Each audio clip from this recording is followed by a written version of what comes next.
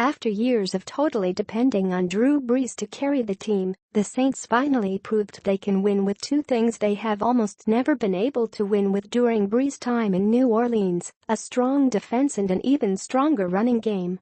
The most shocking part of the Saints' 47-10 rout of the Bills on Sunday wasn't that they blew out a Buffalo team that had yet to lose at home, but that they won easily, even though Brees didn't throw a single touchdown pass. Before the season, the Saints had gone 7 full years without winning a game where Brees didn't throw a touchdown pass, 2010-16. Now they've already done it twice in 9 games this season. The reason they're able to win without a big game from Brees is because he doesn't have to be the focal point of the offense anymore, thanks to the emergence of a ground game with Ingram and Alvin Kamara that has slowly turned into one of the best 1-2 punches in the league. AD by Sprint. Now get the best price for unlimited.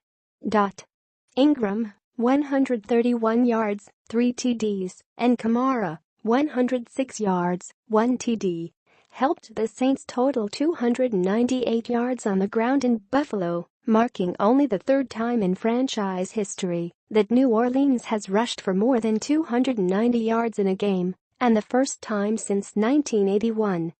Brees almost never gets this kind of help on the ground. Since signing with the Saints in 2006, New Orleans had never even hit the 250-yard rushing mark with Brees. The Saints didn't need any touchdown passes from Brees because they took care of everything on the ground. With 6 rushing touchdowns, the Saints became the first team since 2004 to hit that number in a regular season game. Oh, and there's also this. View image on Twitter.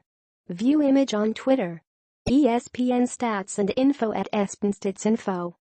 The Saints were the first team to have 6 rush TD and 0 punts in a game since the 1941 Bears against the Lions. 4:24 a.m., November 13, 2017. 2020 replies 1,772 retweets 2,864 likes. Twitter adds info and privacy. On the other side of the ball, Brees has already proven he doesn't need a great defense to be successful in New Orleans, but that's exactly what he has anyway. With the emergence of the Saints' defense, Brees no longer has to single-handedly win shootouts.